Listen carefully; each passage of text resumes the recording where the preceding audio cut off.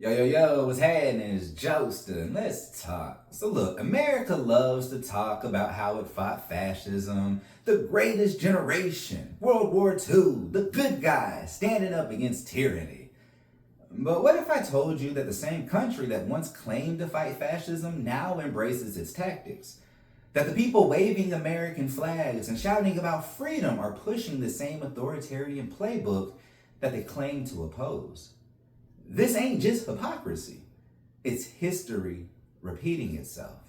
So, welcome to episode 2 of The Rise of American Corporate Fascism. And today, we're exposing how America went from fighting fascism to becoming its biggest supporter. Let's get into it.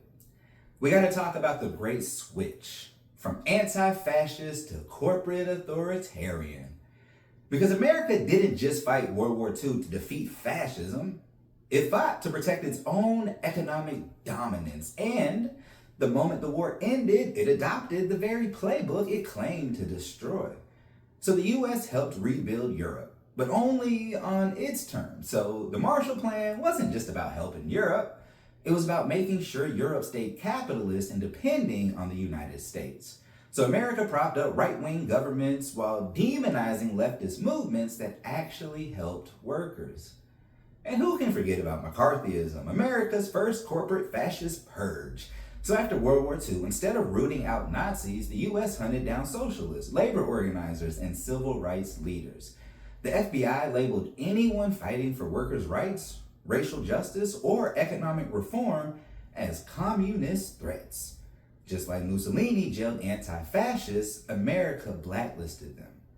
And then the US also propped up dictators while claiming to spread democracy. So Chile, Iran, Guatemala, Indonesia, and more have been overthrown with their democratic governments and replaced with corporate-backed fascists. See, these regimes silenced dissent, crushed unions, and handed their economies to US corporations. The same America that claimed to oppose Hitler had no problem funding right-wing death squads to protect business interests. And that's because there's always a fascist rebrand. So we got to talk about how today's patriots push authoritarianism. So let's fast forward to today, and the ones who claim to love freedom are using the exact same tactics as the fascists that they claim to hate. 1. Weaponizing nationalism to justify oppression. So Mussolini had Italy first, Hitler had Deutschland über alles or some shit, and America now has Make America Great Again. See, nationalism is used to distract working class people from their real enemies, the billionaires and corporations that are exploiting them. They tell poor white workers that black, brown, and immigrant communities are their enemy, while the richest 1% steal their wealth right in front of them. 2. Demonizing the press while controlling the media. See, Mussolini controlled the newspapers, Hitler controlled radio, and today, 6 corporations control 90% of US media. They tell you to distrust the mainstream media, but then push corporate-funded news cycles that serve the ruling class. And 3, crushing worker power in the name of freedom. So Mussolini destroyed labor unions. America is doing the same. Striking workers? Well, they're painted as lazy or entitled. Minimum wage? Stagnant for decades while CEO salaries skyrocket. Union organizing? Blocked at every turn. Real freedom means economic power, but corporate fascism makes sure you never get that. And how do they do it? Well, America uses democracy as a weapon. Regime change in the name of freedom.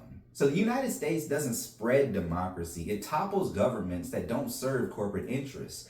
Iraq, Libya, Venezuela. See, America overthrows leaders under the guise of protecting democracy while installing puppets that protect business elites. Silencing protests while claiming to defend free speech. So Mussolini called striking workers traitors. Today, protesters are labeled as terrorists and rioters. The Patriot Act, anti-protest laws, and police militarization are all used to silence dissent while pretending America stands for freedom.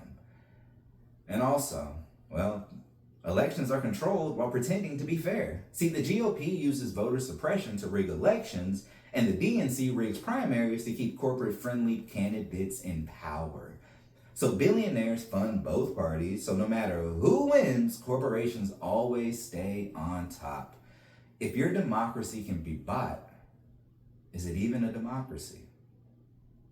So look, y'all, the US once claimed to fight fascism, but now it pushes it through nationalism, corporate control, and silencing dissent. This isn't just an accident. It's the same fascist playbook, just rebranded for modern times. And on the next episode, we're exposing how fascists govern without a mandate and why real democracy is the biggest threat to their power. So subscribe, share this, spread the truth, because if we don't expose the fraud, they gonna keep on selling it.